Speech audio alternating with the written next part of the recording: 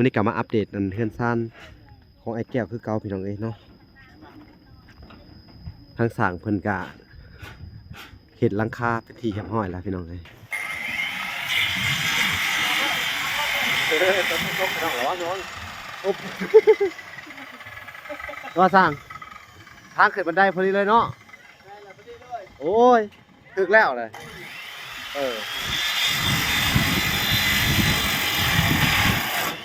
อุ๊บ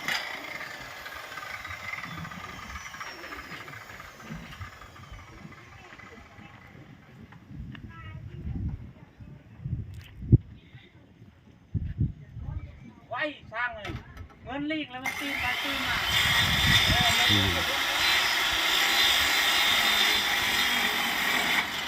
ครับ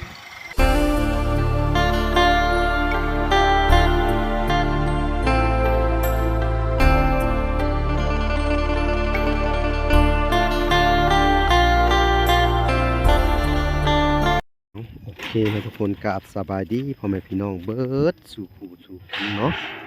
ก็ยินดีเข้าสู่ช่อง YouTube เบาละสายบุญคุณธรรมคือเก่าเส้นเคยพี่น้องเอ้ยทักทายสบายดี FC ทางฝั่งไทยและ FC ทางฝั่งลาวและ FC ทางต่างประเทศนำเด้อพี่น้องเอ้ยเนาะมื้อนี้ก็อยู่กับเบาละคือเก่าพี่น้องเอ้ยเนาะเอาสบายดีทั้งพ่อแม่เนาะอยู่ทางเมืองนอกเมืองนาพี่น้องเอ้ยที่รับชมเบาละอยู่มื้อนี้ก็มาอัปเดตอันเฮือนซ่านของไอ้แก้วคือเก่าพี่น้องเอ้ยเนาะทางสร้างเพิ่นก็สิได้เฮ็ดหลังคาพี่น้องเอ้ยนี่มุงหลังคาโอ้คักเลยพี่น้องเอ้ย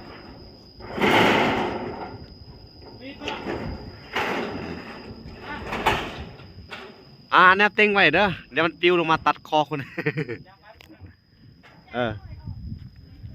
พี่น้องเลยย่านแทนอะไรสิ่งปลิวลงมาอันตรายคือกันนะพี่น้องโอ้เพิ่นสิใส่เป็นอันนี้ตัดเนาะเป็นอะไรสั่งช่างมาเดี๋ยวโอ้ก็ช่างเลยเมื่อไหร่เลยเพราะว่าสั่งเก่าแพงรวมเก่าแพงสั่งเพิ่นร้อยแขนเพิ่นว่าแล้วผมบอกว่าเท่าไร8 เมตร50จะไหลมันไหลเก่าแพงมันไหลแล้วเนี่ยเขาบอก8 เมตร50มันจะว่าเก่าแพงกันแล้วไหลผิดโอเคบ่เป็นหยังมันพึ่งน้ำมุ้งเฮาเด้เฮาก็ไว้มุ้งกันอันนี้นี่ทางขึ้นบันไดนี่แม่ว่าอะไรเอาตามนั่นแหละ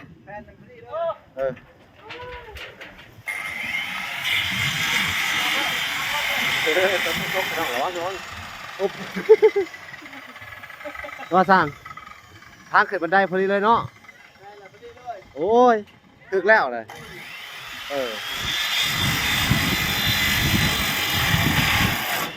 อุ๊บ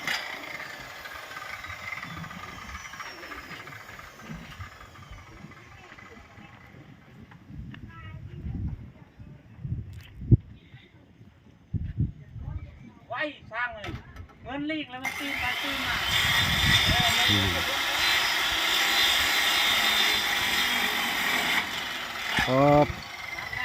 นั่นแหละ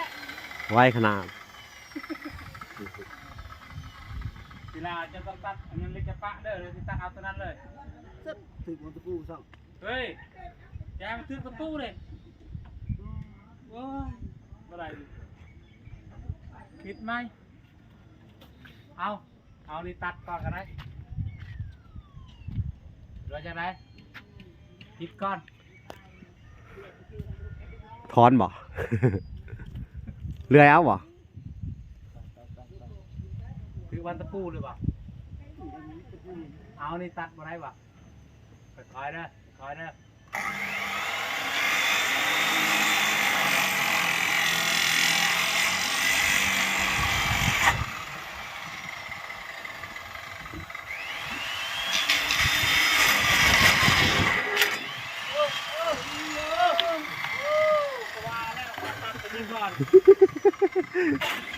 เห็นบ้างไหม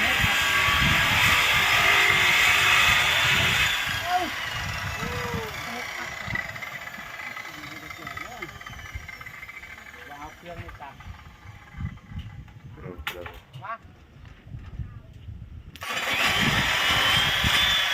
มา โอเคเที่ยงแล้ว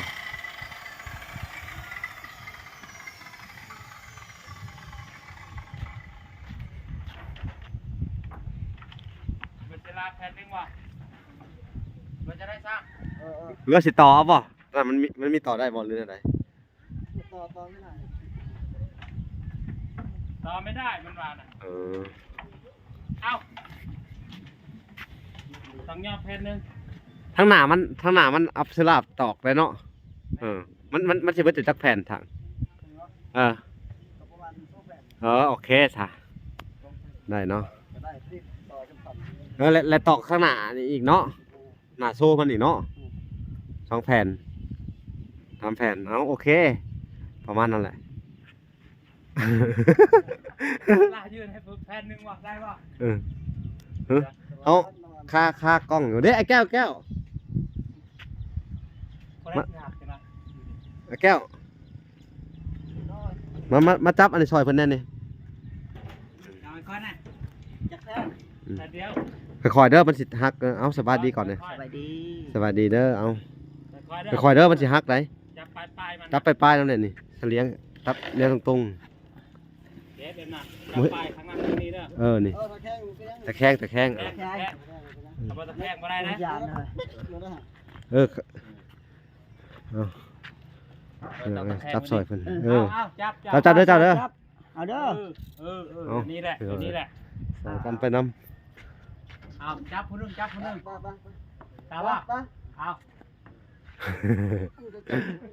ป้า อย่าให้ตาให้แบบปล่อยๆเนาะ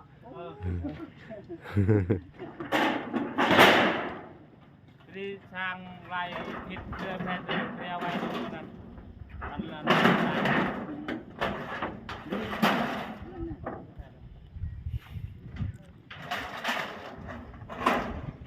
วางเด้อแม่สุราชาได้กันเลยนะก้อยกันเลยแต่ได้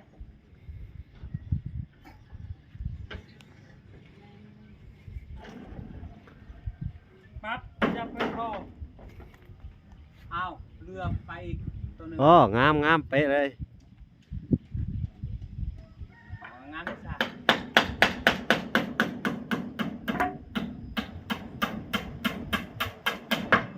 ไปเชนามาเชียเมียเพื่ออะไร เนาะ งามอะไรพี่น้องเอ้ยเพิ่นเฮ็ดนั่นน่ะ เงินกี่เสียวเมียเขา นั่นแหละ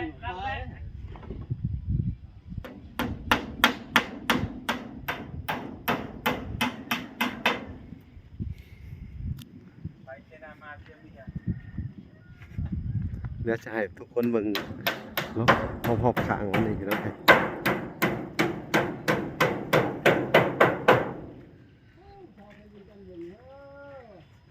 นี่ เราจะเรียนจันทร์คนว่า นี่พี่น้อง สังสีจะไว้แล้วพี่น้องเดี๋ยวมันเปรี้ยวขึ้นเมื่อกี้เนี่ย ไวเนาะแล้วไวอะไรนี่พี่น้องเอ้ย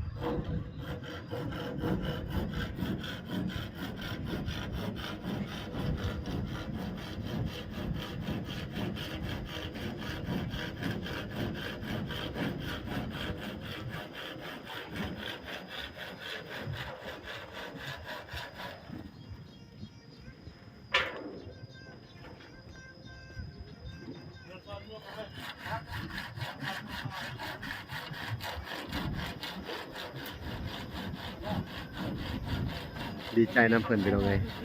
ได้มุ้งข้างหนึงมา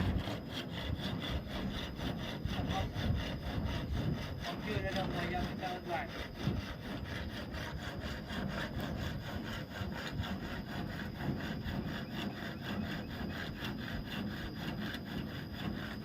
ตัวนี้เอาแผ่นเรียบอัดเอาก็ได้เนาะนี่เนาะช่องว่างตัวนี้เอาแผ่นเรียบอัดเอาเนาะจะไปซื้อแผ่นเรียบเอามาอัดเอาช่องข้างมันเนี่ย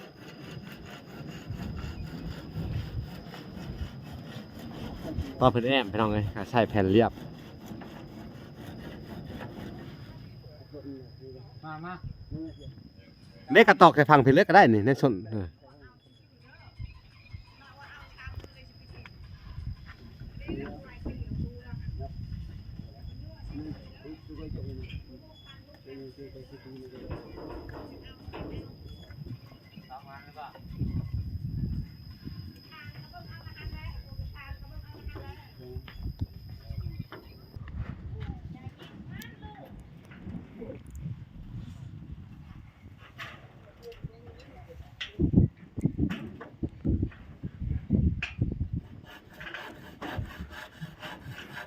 ไวพอสมควรพี่น้องเอ้ยทางซ้ายกัน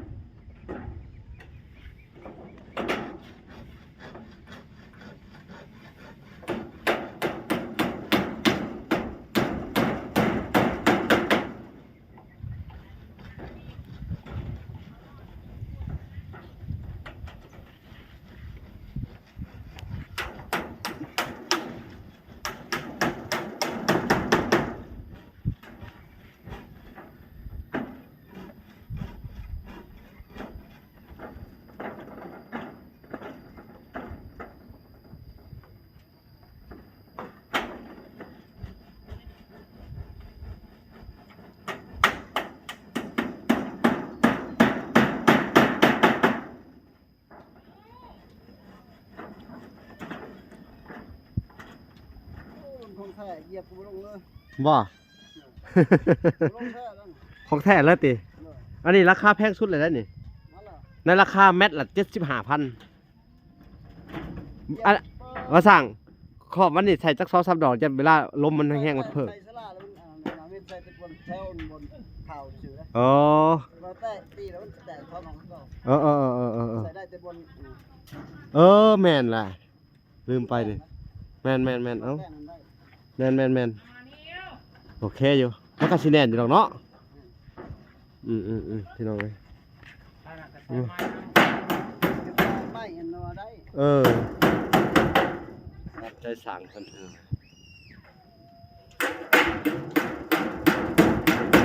จัดไปโอ้คักเป็นอะไรแก้วความรู้สึกคักบ่ โดย ยืนแน่เบิ่งอยู่คักบ่บาทนี่เนาะความพันเป็นจริงแล้วเนาะ โดย สุดยอดดีใจนำเด้อ โดย ดีใจเด้อคือว่าอันได้เฮือนไปครั้งแรก โดย ไปเสียเวลากับอันไปหาเงินกับบ่ได้เงินได้คำเนาะ โดย กลับมาจังว่าได้เฮือน โดยต้องไปสัญญาไม่ได้เหรอ กับว่าไงอันเสียเวลาตั้งว่า10 กว่าปีเนาะ โดย ใส่คือเขาว่าแหละไปใช้เวลาทิ่มซื่อๆเนาะไปเฮ็ดเวียกเฮ็ดงานแต่ละมื้อทิ่มซื่อๆกลับมาอยู่บ้านบัดจังเห็นเนาะ โดย อันคือว่าแหละบุญของเจ้าเด้อ โดย ที่ได้มาพบกับอันบอละจะชื่อว่าจะได้ โดย ย้อนหมกม่วง3 ถุง เนาะ โดย เอาพี่น้องเอ้ยก็ดีใจน้ำเพิ่นเนาะ โดย บอละก็ดีใจได้ช่วยเพิ่นเต็มที่เนาะแล้วก็หลายๆทานพ่อๆแม่ๆเนาะทุกๆทานที่ช่วยเพิ่นเนาะทางบอละก็ดีมกดีใจพ่อยังก็บอกคือกันเนาะ โดย เนาะตัดแป้งอะไรเอามีแต่ว่าเบิ่งไปเรื่อยๆพี่น้องเอ้ยทางอันสร้างเพิ่นก็เฮ็ดไปเรื่อยๆเพิ่นว่าได้ไปถ้าก็ได้ครั้งหนึงเนี่ยอีกครั้งหนึงก็สิเสร็จสิ้นแล้วถือเอาไว้พอสมควรเนาะว่าอาร์ซิ่งเพิ่นก็แผ่นบักใหญ่พี่น้อง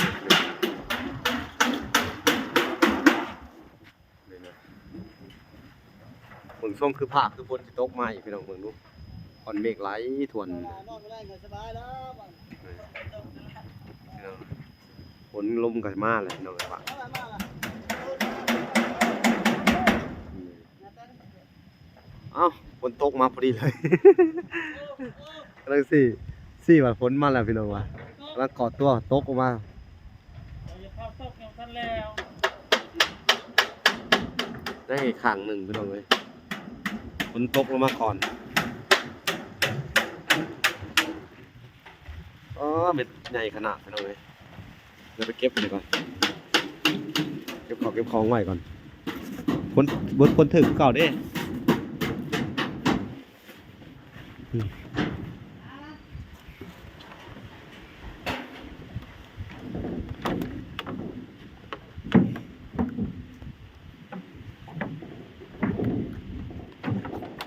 นี่พี่น้องเอ้ย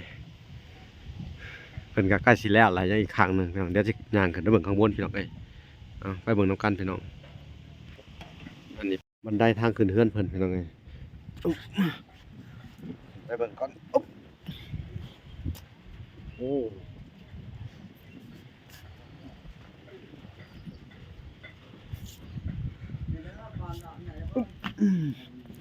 โอ้เหลือดอกหนึ่งเนาะเฮ้ยเหลืออันแผ่นหนึ่งเนาะพอดีเฮามุ้งอันนี้เนาะนี่เนาะมุ้งบันไดเนาะอ๋อพอดีสั่งเผื่อถึกต้องแล้วเนาะโอ้นี่พี่น้องเอ้ยพอดีงามเนาะ เอาเวียงแล้วเราไหลพิษแล้วเอาไหลเอา8 เมตร 50เราไหล บ่พิษถึกแล้วครับอันนี้นี่เขาสิเฮ็ดอันมุ้งบันไดเด้เฮ็ดเสาพางมุ้งบันไดอันหนึ่งเนาะ นั่นแล้วก็เทื่อเข้ามาบ่ทันกับอื่นเลยเซาสั่งบล็อกกับอื่นก็เออเฮ็ด บ่ทัน เออ ก็ได้ เฮ็ดบันไดเลยเนาะ ได้เลย เอามื้ออื่นนี่แม่นแหละ โอ้กันพักผ่อน แม่นแหละสิพาดินบล็อกมาให้ ข้าง แม่นบ่ต้องพักผ่อนออกคือเฮ็ดบันไดเลยเด้อ นั่นแหละว่ะ ได้เลย กันบ่แล้วก็มีลูกติ่ง เดี๋ยวสิสั่ง ผมก็ไปสั่งเอา แม่น สั่งเอา มื้อนี้แหละสิไปสั่งหมูกรอบเลยโดยอู้เขาฉีดจักมื้อนี่บ่ว่าติเป็นทิศเนาะ บ่แล้วกันค่อยเนาะก็นี่มันก็2 มื้อแล้ว เดี๋ยวไปสั่งนำกันเนาะสถานเนาะ มันมีไม้ซื้อบ่เฮ็ดให้เนาะ โอ้พี่น้องเอ้ยขึ้นมาข้างบนพี่น้องเอ้ยนี่อ๋องามขนาดเนาะเอารถซิ่งพี่น้องเอ้ยนี่มันเลี้ยงไม้เส้นย่างไปก่อนพี่น้องนี่แล้วไปอีกส่วนหนึ่งข้างหนึ่งข้างนี้เลือดแต่ข้างด้านหลังพี่น้องเอ้ยนี่ ผมจับนี่ไปหรือจังไหนแอดจะนี่มาพี่เลยเปล่าได้ดูแล้วป่ะฮะใครเป็นคนมาป่ะจวนได้ป่ะเตรียมอาวุธเด้อ สายลมกะพัดแห้งขึ้นมาพี่น้องเอ้ยขึ้นมาข้างบนเลยกะ เอาซุปนะอย่าเอาซุป อันนี้ก็เป็นวิวอันหมู่บ้านจุดซุ้มพี่น้องเอ้ยนี่นั่นน่ะกะเพื่อนบ่าวเอาเบยพี่น้องเอ้ยทั้งพ่อทั้งแม่เพิ่นก็แกล้งมากินตอนเที่ยง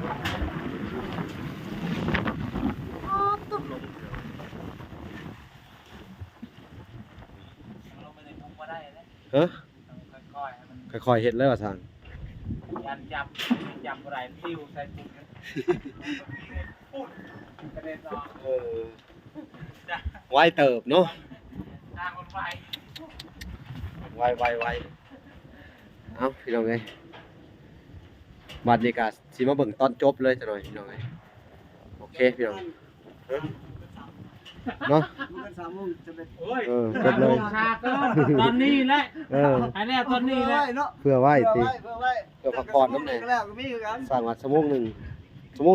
หรือ2 ชั่วโมงว่าอีกดีจน มันนั่นน่ะ แล้วที่ไปสั่งลูกติ่งอีกพี่น้องเอ้ยข้างเบิดนี่จักลูกสั่งเขากล้าว่า ใส่ทีประมาณ3 มัดบ่ เม็ดมีมาว่า10 เซนเนาะ อืม 7 โต เฮ้ย 7แล้วก็3 เม็ด แล้วก็ลูกติ่งเนี่ยนะมาได้ดำแน่เนาะอืมนะมาได้จังคิดกันพี่น้องเอ้ยจอมนี่เขาจังไรลูกติ่งหรือยังเขาจะไปสั่งเลยบัตรวงกบเนาะบัตรประตูพี่น้องเอ้ยเอาโอเคพี่น้องเอ้ยก็อัปเดตเรื่องราวของทางอันเพื่อนไอ้แก้วเพิ่นพี่น้องเอ้ยก็บ่มีหยังหลายพี่น้องเอ้ยคลิปนี้ก็สิได้จบลงก่อนแต่เพียงเท่านี้เนาะพอกันใหม่อีกคลิปหน้าเด้อบ๊ายบายพี่น้องเอ้ย